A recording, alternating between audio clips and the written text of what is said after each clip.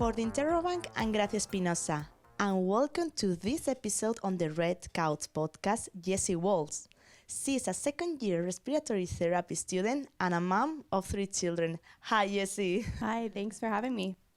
Well, I cannot avoid this first question because how you manage both roles? I mean, mom and full-time student.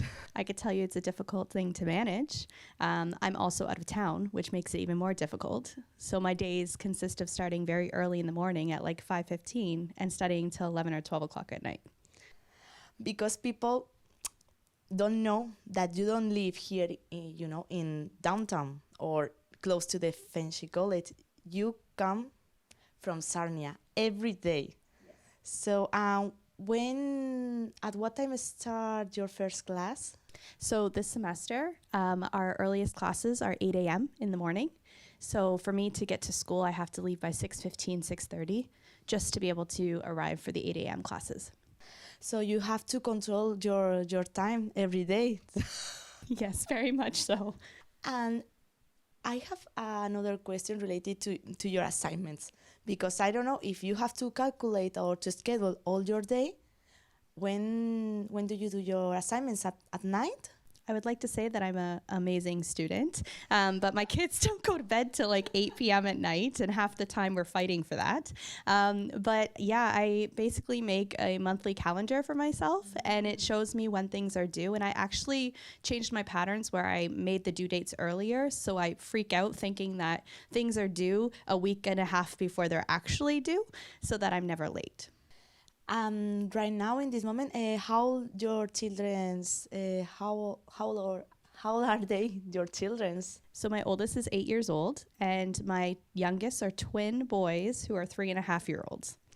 And with the little one, I know they are very, very little. So I don't know when you are here, who take cares? So it's like a well-oiled machine at my house. Thank goodness my husband is amazing at doing childcare drop-off and pickups, but we do childcare, and that was quite surprising price-wise because we had to put that into everything when we decided for me to go back to school, because for a mature student, it's not like I'm going to OSAP for the first time or coming into a program. This is my third career choice. So it was difficult for me to be like, okay, I don't make money. I don't have a house. I don't have a car, because I do have those things, or we pay a rent. With that, it's hard to say that we don't own anything. So funding wise, it's difficult to say I don't make any money. So we don't get the same level as someone who is coming into the program from high school, for instance. Because in your case, you took the decision to study again for one of your children, right? Yes. Yep. So my oldest son, he has a disability. He was a 23-weeker out of 40 for my pregnancy. That was back in 2016.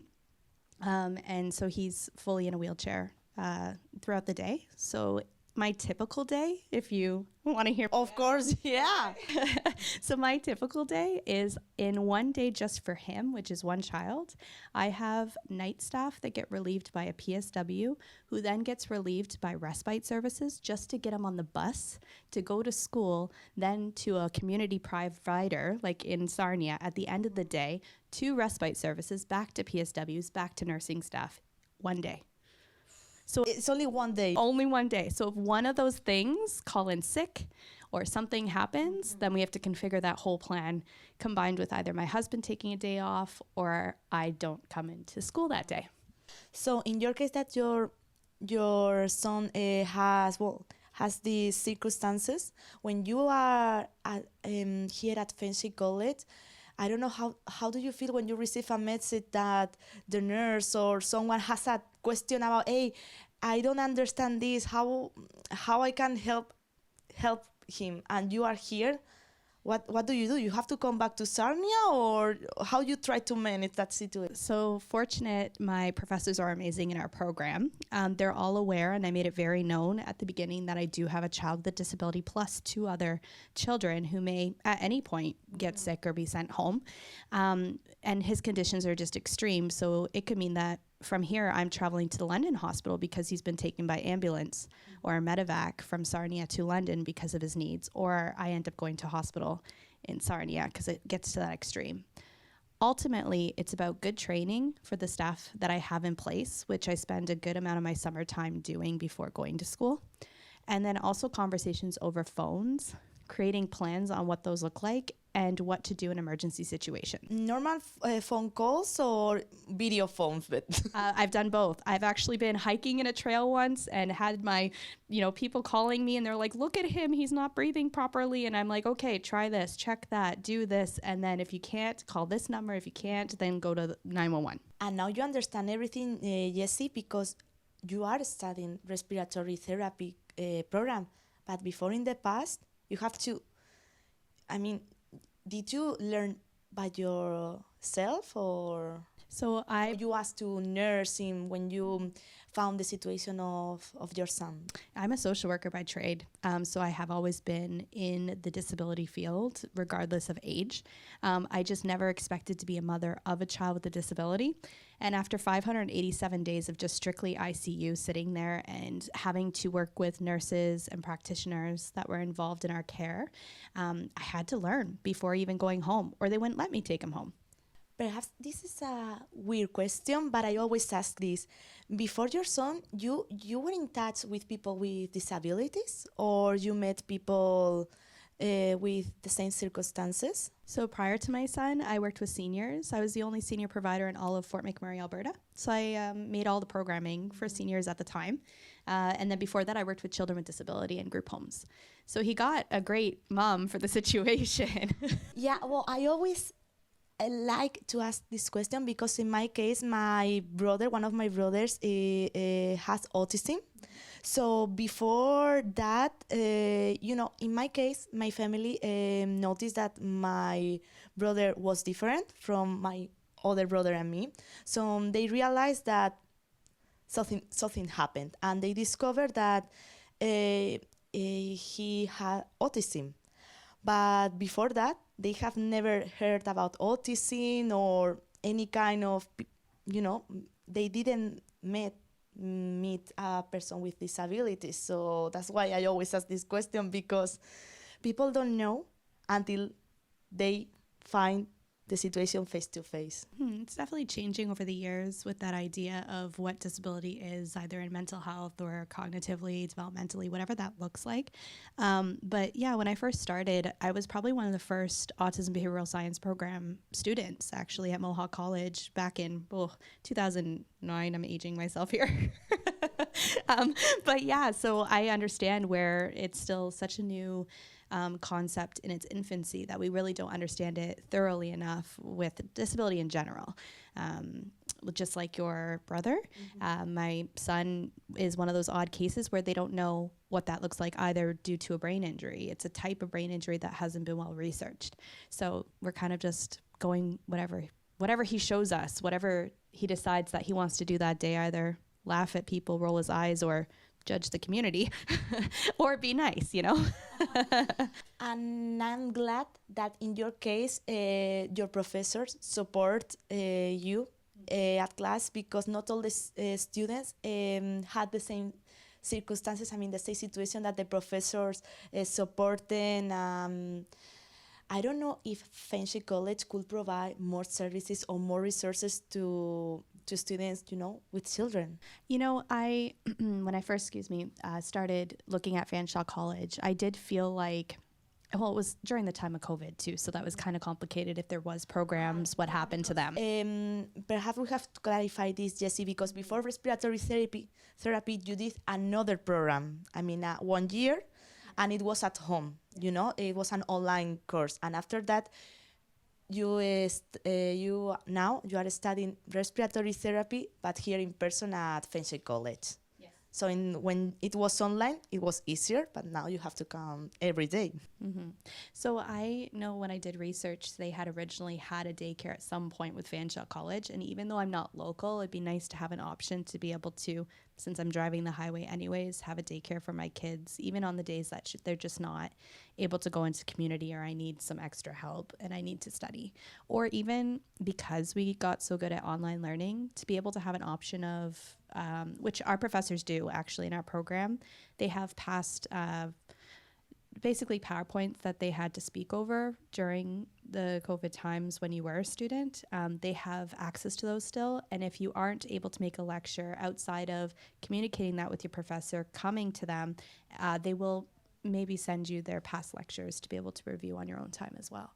But to have an access like that would, something can't go away. It looks like after pandemic, now that the situation, came back to normality, I'm glad for that.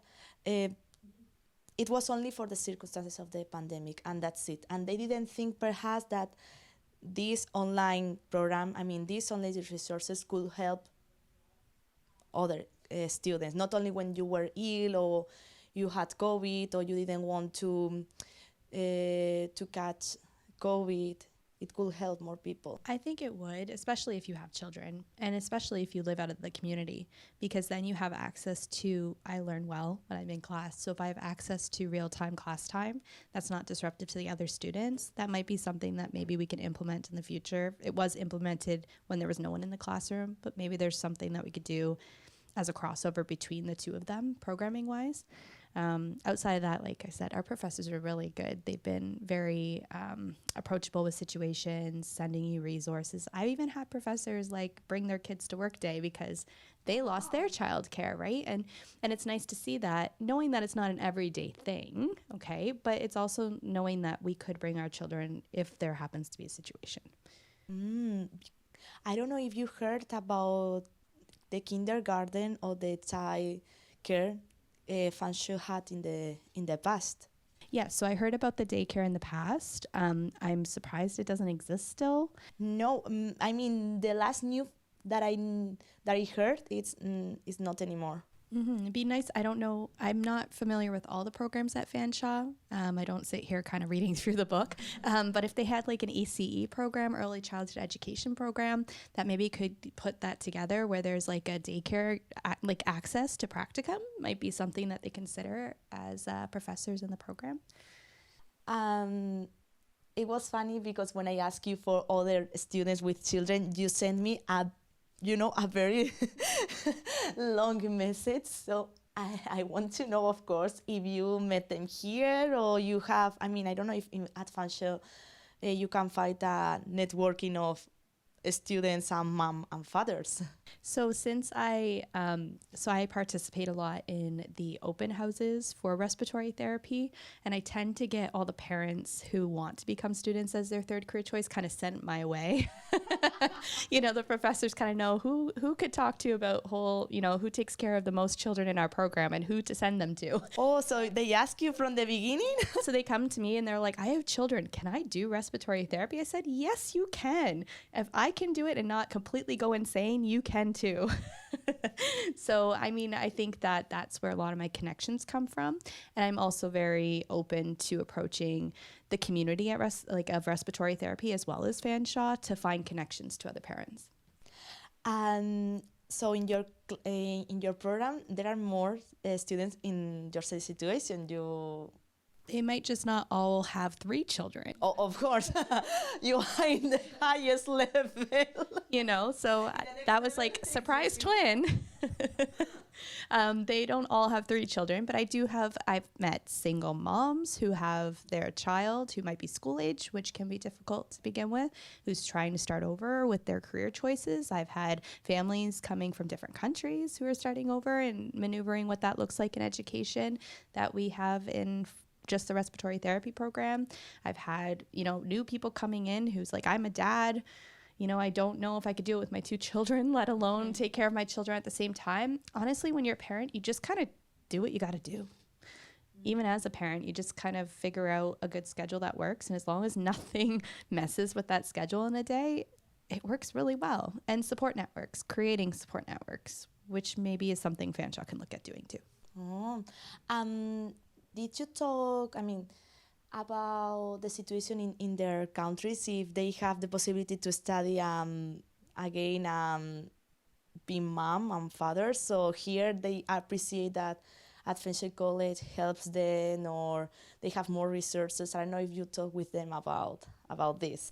So I have talked to other parents who have come from different cultural backgrounds and different countries to begin with, but I think that it's because education here at Fanshawe is something that they feel would be great to have and help with prospective careers in the future. I can't speak on behalf of everyone, of course. I don't know everyone's personal situation, but I can say that a lot of them try to maneuver it and have childcare as best they can, or one of them will stay home, or some people I've met have, night school with mom, let's say, and dad goes to school during the daytime and they cross over with scheduling with the kids. So you just kind of have to find a balance that works out in your relationship if you have the ability to, with a partner, for instance, or family too. You have three children, so I don't know if your experience, they can help them. Because, I mean, you're in the highest level of struggling, students' life and mom lives. But I don't know if your experience helped them, or I hope so. I hope that I can say, hey, I'm doing it with 3 children, but I can't disregard that I have a really good partner in all of this. We've been together a very long time, and it was a conversation that we had to have about me removing myself as the primary caregiver of our family for 7 years. Like, I took 7 years of my life to raise our children. So for me to make a decision like this and take back who Jessy Walsh is in a way than just a stay-at-home mom was a conversation that needed to happen. I hope it helps someone, but I can't speak for everyone, right? um, it's interesting for me that you always talk as a mature student, but for me you are very young. So what is the best thing about being a mature student? I've had a lot of career choices. I've had opportunities to I've had to experience life a lot faster because 26 was a really big year for me, having a preemie and then the forest fire in Fort McMurray taking my home. So I had to grow up really fast. But I feel like a lot of those experiences and those trials and tribulations, those times where things were very difficult, to find the strength in myself and the resilience that I've grown to have today and have been able to embrace and put forward in whatever I do, either to help someone or in my academic work. We just did Guatemala applications. It really helped in writing out, what is resilience? Those things really do help me understand more situational things that could happen even in the hospital if that's the career choice where I end up, like ICU or... I don't know if you would like to say something to the Jessy of 3 years ago, before starting, studying, because I suppose that at the beginning that what I am doing. So right now that you are almost respiratory therapy, what you would like to say to the Jessy of the past? Jessy of the past life. Ooh, I don't know what to say to myself. Honestly, I think that I always knew I wanted to be in the medical field. I just never knew where I wanted to go with that. I'd say just keep doing what you're doing. And I always say that life is learning and learning is life. And I try to fully embrace that every day. Thank you so much, Jessy. I really appreciate your interview. Now you have to enjoy with your family. Yes, and finals. Let's maneuver that, right? So I wish you can pass all your exams, because now you had your exams, or I don't know if the final exams of your semester. Yeah, so finals are coming up, and then we go into one more semester before we start our placement in the second year program. So we'll be just strictly going into hospitals for the rest of the respiratory therapy program. Well, I cross my fingers, but I know you got this, girl. Okay, thank you so much. And thank you for listening to another episode of the Red Couch podcast. You can catch up with every episode on our website or wherever you get your podcast. Watch full episodes on our YouTube channel and subscribe to our newsletter to keep up with Fanshawe. For the Interrobang, I'm Gracia Espinosa.